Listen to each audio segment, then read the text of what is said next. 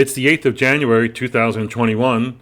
This is the RheumNow podcast. Hi, I'm Dr. Jack Cush, executive editor of RheumNow.com. Happy New Year to you and yours. It's going to be a great new year, I promise. This week, tales of non-adherence, the not-so-greatness of telemedicine, and how to improvise and adapt. Let's start with a study of belimumab safety. It's called the BASE study. It's a compilation of their safety data. Actually, it's a phase 4 trial, a large trial, 4,018 SLE patients treated with belimumab in standard way over 48 weeks. And really, they found a fairly good safety profile, no new signals, no new worrisome side effects that developed over time. Specifically, there was no increase in all-cause mortality. There was no increase in special adverse events, and that included things like serious infectious events, only 3.7%. Opportunistic infections was 1.8%. Cancers and things like heart attack and whatnot were well below 1%. Cancer was 0.25%. Again, an overall good score on the safety of belimumab.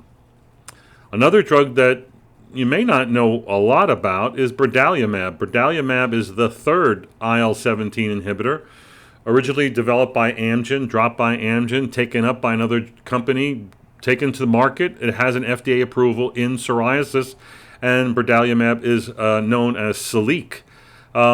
It's another IL-17 inhibitor. They published the results of their two large phase 3 trials, the AmVision 1, AmVision 2 trials. Overall, almost 1,000 patients with psoriatic arthritis who were treated with brodalumab, and their outcomes, the primary endpoint being week 16 ACR20 responses, were really good. Not fabulous, but really good. 46% for those that were on brodalumab and 21% on placebo. Adverse events were unremarkable, as you would expect here, really low events overall. Again, the one Achilles heel on this drug is that it had an unusual signal for depression. That became a box warning for the psoriasis indication. But in this 1,000-patient trial, there was one case of depression. I think that the depression thing is very overstated for brodalumab. I think it had a lot to do with the way the trials were originally designed by Amgen to enhance the reporting of things like depression. But at least in our psoriatic arthritis patients, that does not seem to be a problem. It looks like such data may be used for further indication in the future, although this is not currently indicated for psoriatic arthritis. Had a discussion this week about venous thromboembolic events and are they included or increased in other diseases. Found a study from a few months ago with ankylosing spondylitis. A large trial, over 7,000 patients, showed that there was a twofold increased risk of VTEs. But interestingly, this was highest in the first year. So PEs, 2.88-fold increased risk, almost threefold. DVT, a 2.2-fold increased risk. Overall, the hazard ratio for VTE was 2.1. Again, I think important to note that basically inflammatory disease is associated with an increased risk of venous thromboembolism. Speaking of venous thromboembolism, who else is studying that? And in lupus, none other than Michelle Petrie and colleagues who published this week that hydroxychloroquine levels could be linked to a protective effect or, if not high enough, an increased risk of thrombosis. So in her fairly large lupus cohort, 739 patients, they found about a 5% incidence of thrombotic events in their lupus patients. They showed that the lower thrombotic event risk was seen in those who had effective hydroxychloroquine levels. So Michelle has been studying this. It's not just a marker for compliance, it's also a marker for effect, and in this case, an antithrombotic effect. So when you looked at levels, they found that those who had lower levels, 720 mean levels of nanograms per ml versus 935, they had the lower levels were associated with a higher rate. There was overall about a 70% decrease in thrombotic events when the levels were greater than 1,068 nanograms per ml compared to those who had low levels, less than 648 nanograms per one. So is this something we should be doing? I think we should be doing it for the purposes of compliance. I think you should probably target a higher level whenever possible. Now the question is, how's this going to translate to ocular risks? That needs to be studied further. So another interesting hydroxychloroquine study that was published this week, and this has been published before, but I think it bears reporting. John Esdale and colleagues in British Columbia published a very large cohort study of over 3,000 incident lupus patients. And when they looked at those lupus patients who were on antimalarials versus those that were not, the population had a mean age of 46 years, had a mean follow-up of 6.4 years. They showed that there was an overall death rate of 8%, 7.9% when followed for over 6 years. And that overall, the patients who were compliant, meaning greater than 90% utilization of their hydroxychloroquine, had a 71 or an 83% reduced risk of death. That 71 and 83 actually has to do with different definitions of compliance. So I think this is really important because we do know that there's data that says that 40 to 50% of our lupus patients are not taking hydroxychloroquine or are not taking it as you instruct them to. And whether that's because people just tend to be non-compliant or whether that they're worried about the side effects or you didn't educate them well enough, non-compliance in lupus and hydroxychloroquine is a big issue. Now we have this data and other data showing that hydroxychloroquine clearly lowers mortality rates. So again, another reason maybe why we should be monitoring plasma hydroxychloroquine levels. So EULAR actually has a guideline on patient adherence to medicine, and basically that they go through the points of consideration and whatnot. I think if you're concerned about this, as I am, you should probably review those because the bottom line is it boils down to how much time we spend with the patients, talking about medicines, their importance, their side effects, why you think it's important, why it's important to not be non-compliant. A lot of it has to do with the relationship between you and your patient. A lot of it has to do with the amount of time you spend educating the patient. Again, non-adherence may be the single greatest risk factor we have for suboptimal outcomes in all our diseases, not just in lupus. We're all doing telemedicine now. The numbers are pretty staggering. I think that there's a lot of recent reports on telemedicine that bear discussion.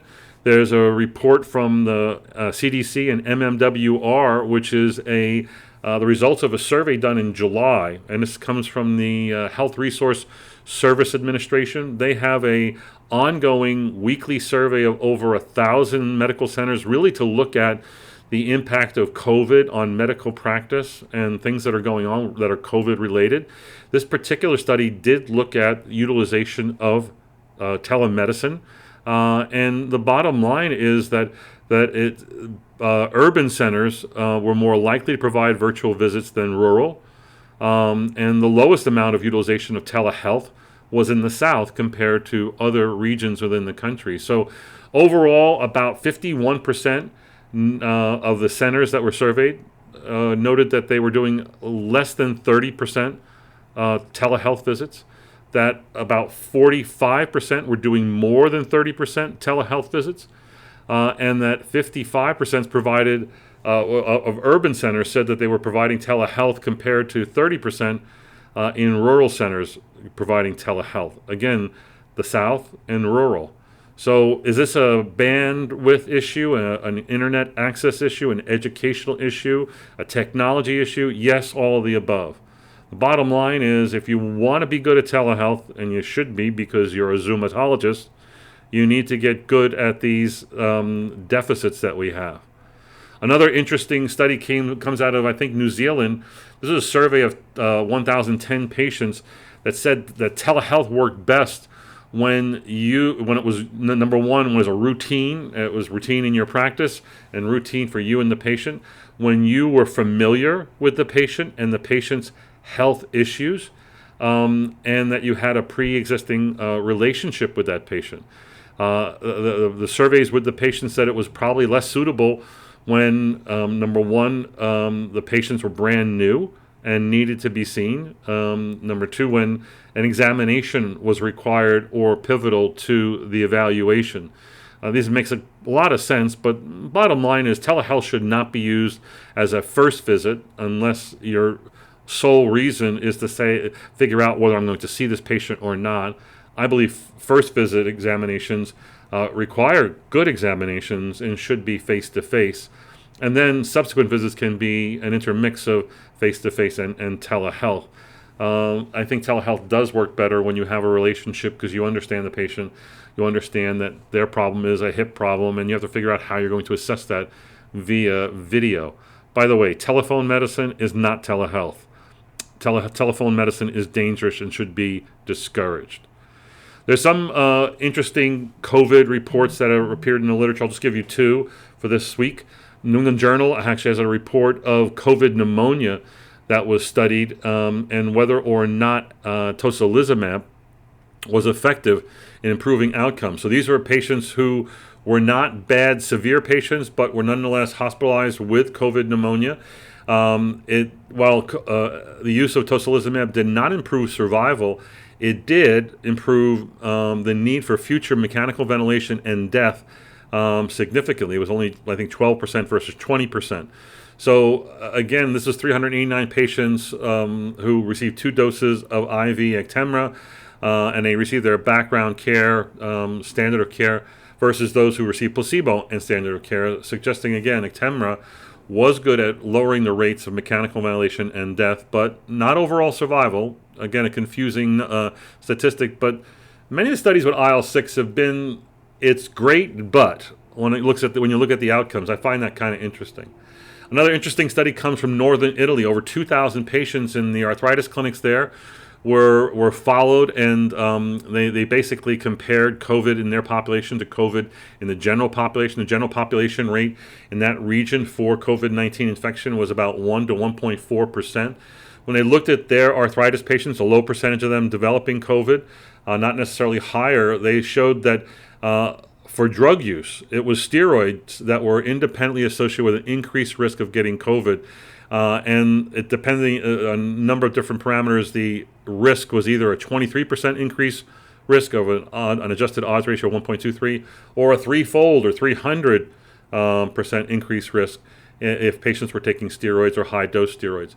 Yet the patients who were taking either targeted synthetics, JAK inhibitors, or biologic DMARDs actually had a reduced risk of developing COVID. We've been saying this all along. Regular DMARDs in that study, again, like sulfasalazine, methotrexate, et cetera, did not change the risk one way or the other. But multiple studies have actually shown this, that the use of aggressive therapies, biologic and targeted synthetics, are associated with lower rates of hospitalization, and that steroids are associated with higher rates of hospitalization. And there's really no effect. The bottom line is your patients who are taking more aggressive therapy are likely to be the ones who are better controlled. And maybe it's inflammation and not the drugs that are driving the risk here.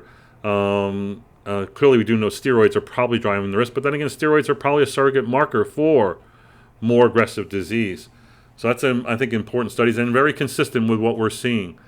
So I did 2 blogs this week that I want to talk about. One was called 2021, Whatever It Takes. That's a ripoff of Michael Keaton in Mr. Mom, where Martin Mull shows up at the doorstep, and Keaton is the Mr. Mom, and he's got a bunch of work tools. He's trying to look tough working at home in front of his wife's boss. And Martin Mull says, "You're going to use 220?" And Michael Keaton's confused, and he says, 220, 221, whatever it takes, because he doesn't really know what he's doing. I think in this instance, 2021 is much like that for us, meaning 2021, whatever it takes. The bottom line is this, that if you're waiting for 2020 to end and COVID-19 to just be over and done with, dude, you're a mess. You're drifting. You're going nowhere. You're setting yourself up for a long, hard, cold winter, bad spring, bad summer. Maybe you get out of it in the fall. I don't know. But you got to move on. You got to capitalize on the disaster that was 2020 and to make your 2021 something that you're going to design. You need to embrace the suckiness of 2020 and find a new and better way. Whether that new and better way, that new future way, is going to be how you drop your kids off, or how you play poker, or what journal club, or how you learn, or what virtual meetings you may go to, or live meetings you go to. You need to find a better way. This is your big opportunity. Let all the others who are waiting for 2020 to basically continue and for COVID to maybe get over, let them be in your rearview mirror. Cultivate a brand new way. Success is not really born of achievement here. Success is born of catastrophe. That's a quote taken from Redstone, the Viacom CBS CEO who passed away this last year. Use the Marine line, improvise, adapt, and overcome. That's going to be your 2021. So what's happening in 2021? You all became Zoomatologists. I did a blog on that, giving you my riff on Zoomatology and who I think, again, if you're waiting for 2020 to end and to go back to the old way, you're not a Zoomatologist. In fact, you hate Zoom. But if you're not that guy or that gal and you're moving on and developing new ways, you're probably a Zoomatologist. Again, you need to adapt these newer ways of doing the job. A Zoomatologist is multimodal. He's synchronous and asynchronous. Things that you can do with Zoom that most people don't do. And that is record the meeting, transcribe it, then you can search it, then you can use AI and machine learning to trigger certain things when a certain thing is said or done in a Zoom meeting. You can go big and do gigantic webinars, which I'm not really a big fan of, but Zoom is really great the smaller you get. Small ball here really pays off because you can do that and be very social, very one-on-one, very creative. You're in a big meeting. Most people are underutilizing the breakout room aspect that you can use in Zoom, where you can get a lot done in small groups. You can be more social. You can share more. There are rules to Zoom that everyone needs to adhere to. That includes, turn your cam on, comb your hair, throw some water on your face. You don't need to hide behind your cam being off. Your mic is muted, but turn it on. When you want to speak, raise your thumb, raise your finger. People will acknowledge you. Jump in. Again, when you make Zoom social and shareable, it's going to be great. So spend a little money. Get a really good cam. Get a light. I have this ring light that allows you to see me. Oh my God! Actually, it looks like a halo. I'm going to use it like that in the future. Get good lighting. Get a good microphone. I'm using this microphone. It's $35 from Amazon. It's as good as my Yeti $200 microphone. Improve your quality and get yourself a Zoom room, and then it's going to be lights, camera, action, mic, and Zoom, and you're in the game and you're leading the way. People need you to lead the way. That's it for this week. Next week, we're going to talk about the year in review, 2020, the year that was one to remember, and not just for COVID, by the way. I want to remind everyone, if you have a case or a question, click on Backtalk. It's on the email. It's on the website. You can record on your computer, record your question or your case, and we'll discuss it here on the podcast. And lastly, I want to remind you, registration is open for RheumNow Live. It's a meeting occurring 2021 of March. Get that? 20,21 on the 20th and 21st, a Saturday and Sunday meeting, a day and a half meeting in March in Fort Worth. It's a hybrid meeting. In fact, we are the original best hybrid meeting. We do live meetings and we stream it. So sign up now. There's a discounted registration. You can get on there. We look forward to seeing you at RheumNow Live 2021. Remember, whatever it takes. See you next week.